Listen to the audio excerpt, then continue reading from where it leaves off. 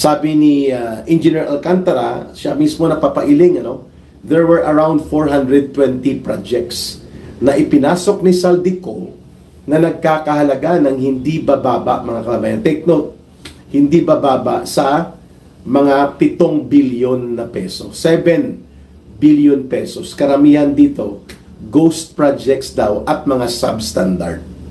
Sa ganong kabigat na mga pagpapahayag, bahag pa rin po ang buntot ni Ping Lacson at ni Tito Sotto na sila ngayon ang namumuno dyan sa Senado, lalo na dito sa investigation sa flood control, dahil sabi niya, i-observe daw niya, mga kababayan, itong tinatawag na interparliamentary courtesy. Style mo bulok, Ping Lacson.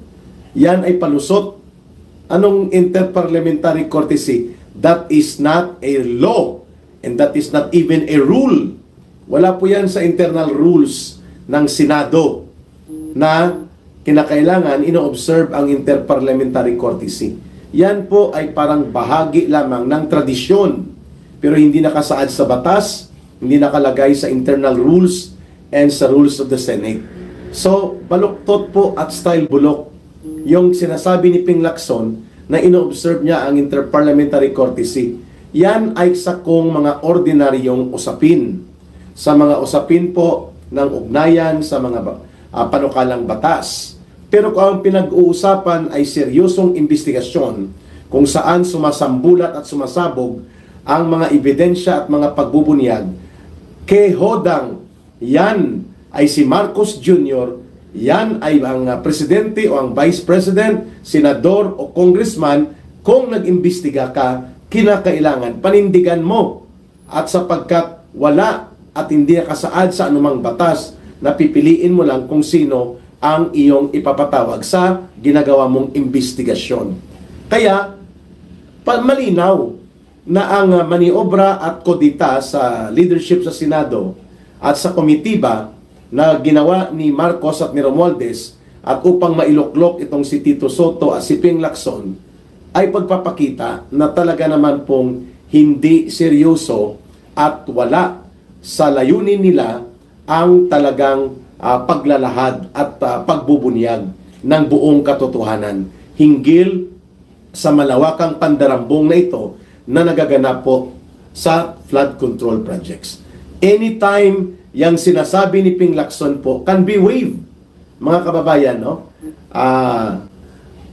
Pwede po yan isang tabi na hindi sundin sapagkat hindi po yan batas unless si Ping Lacson po ay kapareho din kay the law bender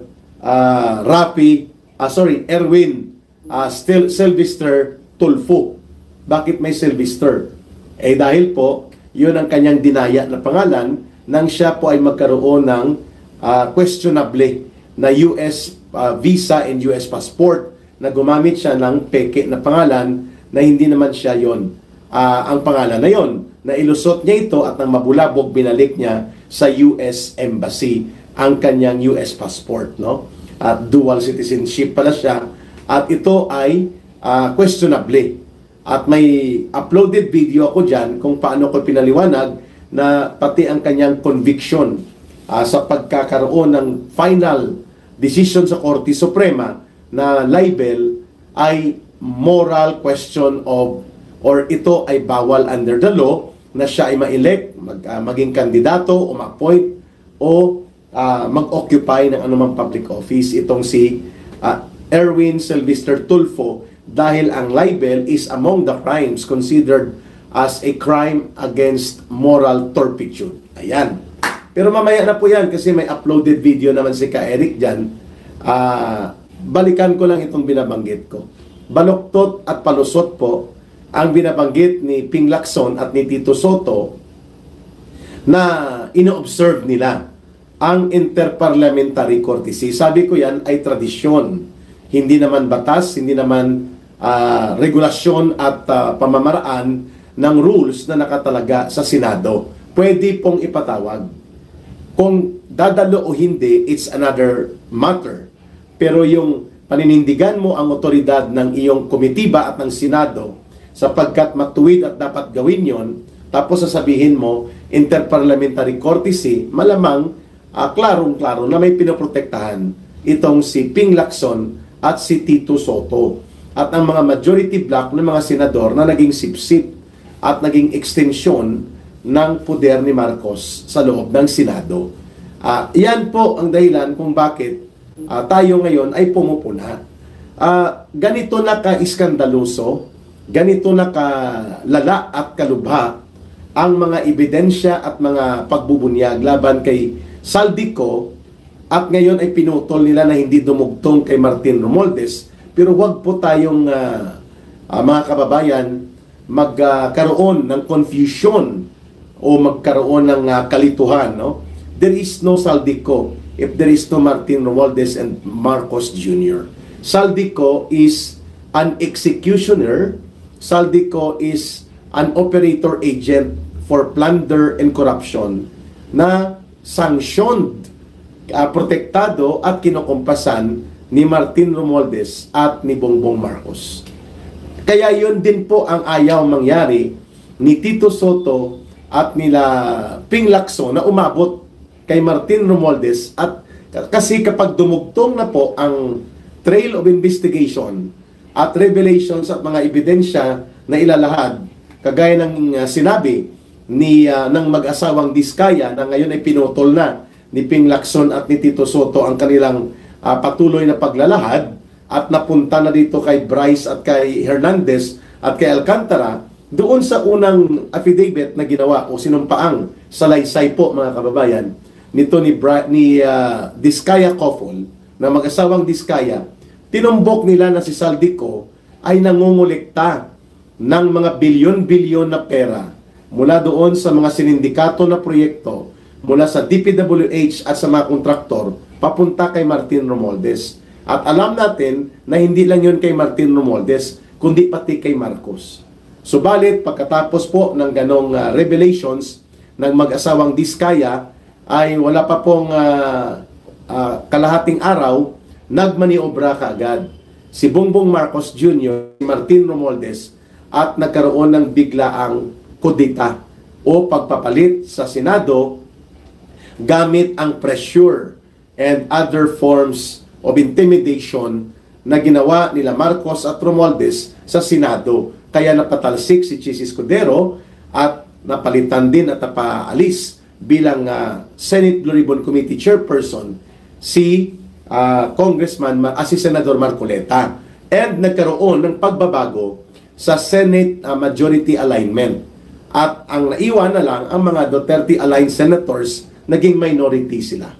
Sapagkat biglang natakot, nanayo ang balahibo ni Martin Romualdez at ni Marcos at nabahag ang buntot bigla nang nagsimula ng kumanta at magtuga o magpahayag ng kanilang mga nalalaman ang mag-asawang Diskaya.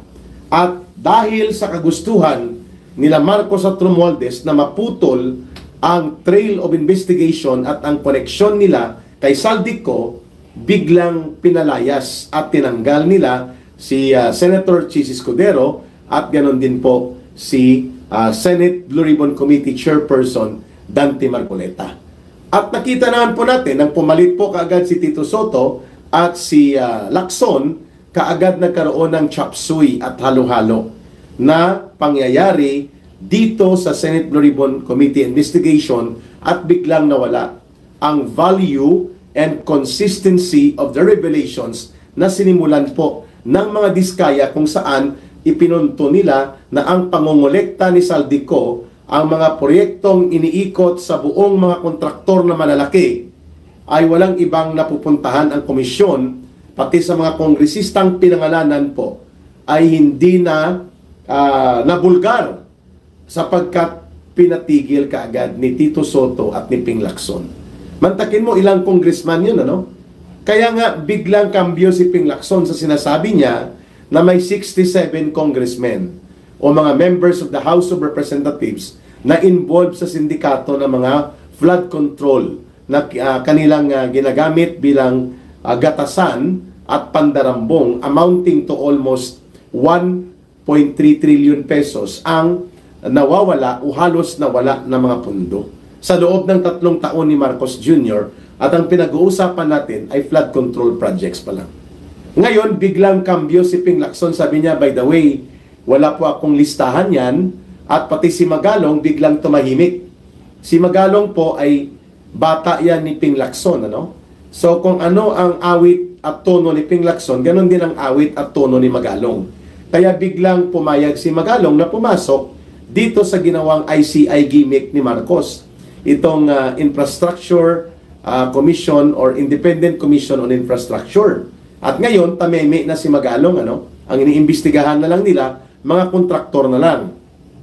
At ang ilang mga congressman na hindi masyadong didikit kay Romualdez at kay Marcos. Subalit, yung trail, yung dugtong ng kabuuang sistema ng sindikato sa mga flood control projects, sa mga congressional insertions, pinutol na po nila Ping Lacson, nila Tito Soto at nila Magalong. Hanggang kay Saldico na lang sila, hanggang sa mga kontraktor na lang sila, hanggang sa DPWH na lang sila. So, nakita niyo na mga kababayan kung saan po ito patutungo. Kaya nga, nakaka-high blood kung hindi mo makokontrol ang emosyon mo, sapagkat tayo na ang pinagnakawan, ang mamamayan na ang tinapakan, ang mamamayan na ang inapi. Subalit itong si Ping Lacson at si Tito Soto at ang mga kagaya nila ay sila pa ang may ganang pagtakpan at gawing baby ang kanilang mga supposedly ay iniimbestigahan at ibinubunyag sa mga mamamayan none other than Marcos and Romualdez. Again, uulitin natin, si Saldico po ay tauhan lang ni Marcos at Romualdez. Ang arkitekto sa mga congressional insertions, sa mga pandaraya at pangsindikato sa budget, sa mga pagpirma ng budget kung bakit lumalabas ang pundo ng pera ng bayan, kahit na pandaraya at dinistrong ka, sinindikato, inistapa ang budget, pinipirmahan pa rin ni Marcos for the last 3 years. Nakikinabang po siya dyan, mga kababayan. Iyan ang ayaw nila Tito Soto at nila Ping Lacson na ipagpapatuloy ng mga diskaya at ng mga malalaking kontraktor na mga pinangalanan ni Marcos ang kanilang pagbubunyag that indeed Saldico and the rest ng kagrupo ni Martin Romualdez ay mga actors lamang doon sa mastermind. Subalit tayo naman ay pumupuna din kay Senator Alan Peter Cayetano, Senator Bato de la Rosa at iba pa na nandyan sa mga oposisyon, no? Pati si Senator Amy Marcos. Bakit ninyo pinabayaan si Senator Marcoleta na siya lang ang nagkukumbati kahit sa plenaryo laban doon sa mga ginagawang maniobra ni Marcos at Romualdez gamit si Tito Soto at si Ping Lacson?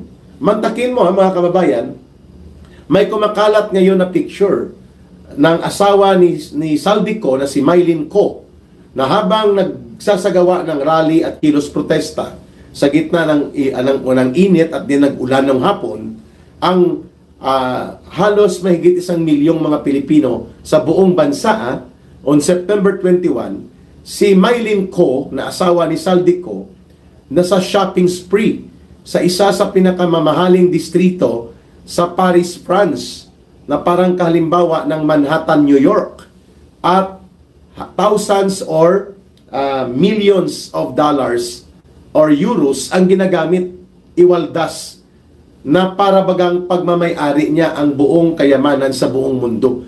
Ang kapal ng mukha, gahaman at ganid at garapal na walang damdamin dito sa taong bayan sa Pilipinas na nagagalit sa ginawa nila ng pamilya ng asawa niya na si Saldico, nagsa-shopping spree, no? Shopping to the max.